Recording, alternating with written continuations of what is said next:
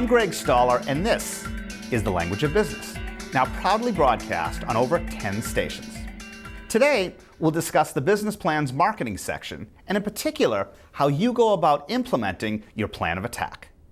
At the end of the industry competitive analysis section, you've identified an unmet business opportunity. Now, it's time to capitalize on that opportunity, either by creating a new base of customers or appealing to your existing clients through your innovative product or service. But how do you avoid falling prey to the famous line from Robert Burns' poem in 1785, "The best laid schemes of mice and men"? During implementation, are marketing metrics carefully written down and analyzed, or are they instead developed over time based on customer feedback or moves by the competition? Let's discuss the advantages and disadvantages of both approaches.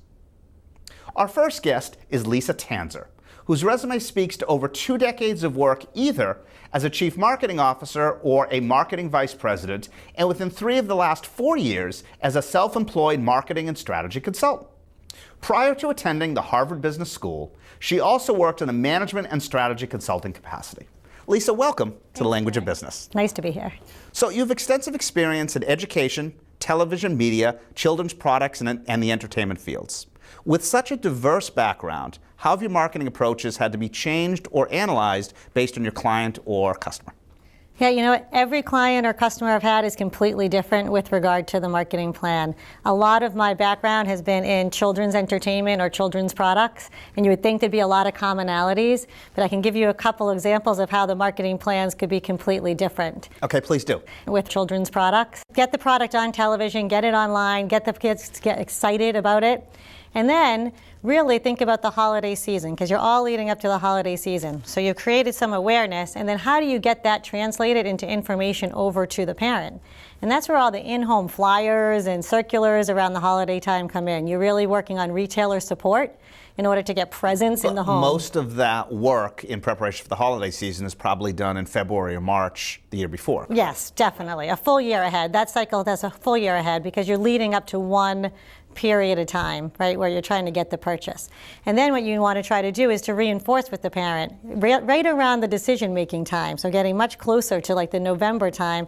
How are they planning to feel good about their purchase? So the PR happens, right, with all the toy and industry magazines, but those lead times are 6 to 9 months ahead of time as well. So let's go back to your diverse background. Is there any common thread throughout all of your different marketing approaches and activities? It's really knowing what the key selling cycle would be and backing up into the plan. But that differs quite considerably on what tactics you need to get to that purchase decision. So let's talk about some of those tactics. What has worked well over the years and what honestly hasn't worked well over the years? I think, again, it's like the variety. So in this case, you can really predict a little bit about the cycle and the consumer mindset with regard to toy purchasing. The other example I was going to give you is with test preparation services, it's totally different. You couldn't employ that same tactic. You couldn't employ a television advertising campaign leading up to a purchase decision. That's a much longer cycle time so that you're in the consumer's mindset. And you can do that not with test preparation services, but with the knowledge you have about the category in colleges and publicity. Sure. Now, the interesting thing about your background is I know from preparation for this interview that you were producing a television show that you were then airing. What is it like being on the other side when it comes to doing marketing, this time from the production vehicle?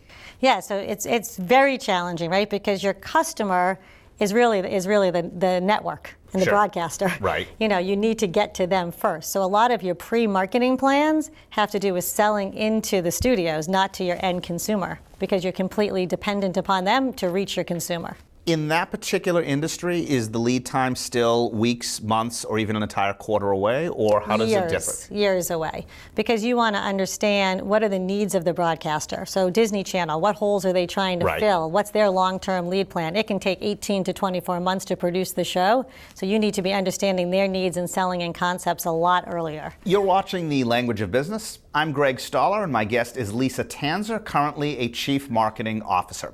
So let's go back to my original question. Are there any common threads? Are there any lessons that you've gleaned in terms of the best 1 or 2 marketing approaches? No. I really don't think there's a common thread per se with regard to marketing tactics and strategy. I think those are all very specific. Right. The common thread throughout any marketing, to me, is just understanding your customer. Okay. And that might be a customer like a broadcaster Sure. or a consumer like your end consumer. Are there any similarities, and there don't need to be, by the way, between how you go to understand that customer, whether it being using analytical data, whether it be employing different approaches to say, in this industry, we need to employ X, Y, or Z to understand our customer, but in a different industry, it might be A, B, or C? I think the basic commonality that I always have, and it's a really nitty-gritty one, Right. is talk to your customers. And it doesn't have to be in a big quantitative study. Right. It doesn't have to be in formal focus group setting. Get out there and really understand your customers. I've started things in companies where I call it coffee with the customers, bringing in just a handful of customers every week so that everyone in the company is talking to them and understanding them. Now, in this age of social media, is this always in person, coffee with the customer? Have you been able to do this over Skype, over email, even Sure. dare say a telephone conversation? Telephone. People use the telephone. People use the still? telephone. That's actually a landline. Right. They absolutely, because you don't want to just be with your local market. So we will do a lot of, you could easily Skype with customers or do online surveying and that type of stuff as well. So with 2 decades of experience, I'm sure you've received, regardless of the industry, your share of detailed quantitative and qualitative data. From what vantage point do you study this material? It really depends on what you're using the material for, Okay. and the type of business you're in. I'll give you an example. So any really staple consumer product, Right. the data is invaluable to you because you have POS data, point of sale data, Right. on every SKU and every retailer, what you're doing. And because the business doesn't change that dramatically, looking back and analyzing what worked or didn't work can really drive your entire marketing plan. So just for the benefit of our viewers, are you taking the raw data and then trying to analyze it based on an answer you're trying to achieve? Or are you basically just looking at the raw data and then making strategic decisions based on it? No, taking the raw data and analyzing it. Okay. So we ran a promotion during a certain period of time. Yep. What data do we want to analyze? What's the return on investment based on what you did in the past in order to inform the future? Okay. In other industries, looking backwards doesn't help you all that much. The toy industry, an example, right. industry would be a great example. Yeah. It changes so much from year to year on what's hot and what's not that, of course, you can get some general assumptions, but if you're launching a new product, the past data, because it's so trend related, might not be as important Sure. of a driver. Of course. In online businesses, however, you can use the data almost real time, right? If you're doing paid search or your SEO efforts, Yep. and you can adjust your marketing plan daily based on that data. Okay, so it wasn't lost on me, and it shouldn't be lost on our viewers, that there's no smoking gun, there's no magic sort of common thread that's going to go across industries, et cetera, but is there any set of metrics which you find have consistently been applied? Again, I'll say no on Okay. consistently. Which is a good answer, by the way. But it depends on what did you build your business plan on? What Sure. metrics did you build up your business plan and your model? So if your model was built on consumers and acquisition and conversion metrics, then clearly those are the metrics you should use for driving your marketing plan. Right, of course, right. So it would really depend on the plan that you've put in place. Okay, so let's take a further step back. How would you then define, and I'm sure the answer is going to be ça dépend en français, it depends. Right. How would you define marketing success or failure? It's funny because that one doesn't depend to me. Okay, good. This is good. Right, this one doesn't depend. It's pretty clear to me that it's on profitable revenue and Right. brand growth. Okay. So you could, I view my success or failure, did we make our numbers? Okay. First and foremost, But in notice a you're saying it profitable from way. a revenue perspective, not necessarily from a profitability profit perspective. from a Okay. numbers both ways, So revenue and profit. brand growth, as well as profitability. Yes. Okay. And when I say the economics, it's clearly on the profit. Right. Because you can invest in marketing tactics that have a very negative return on Yep. investment. That's not a success.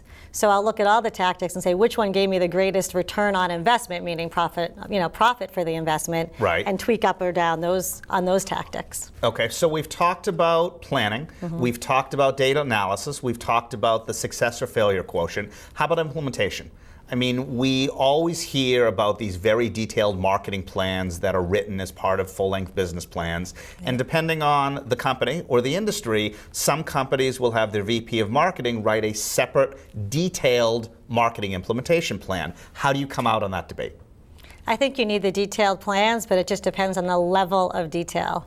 And so I view the marketing part of the business plan to be your roadmap. People should understand from there what your overall budget's going to be, what kind of broad level strategy and tactics you're going after. But when it comes to implementation on any sort of promotion campaign, you need to go way down to a much deeper level. Excellent. Determine what you'll be measuring. Obviously, what you'll be measuring Again, against. starting with the end question in mind, what problem am I trying to solve, et cetera. Correct. Terrific. But what happens when your customer feedback is quite different than what you expected, or the competition makes moves you never anticipated? How do you then change your marketing implementation on the fly, or rely on the use of, say, gut feel amongst the executive management team? We'll find out next on The Language of Business when we speak with a self-described media innovation junkie.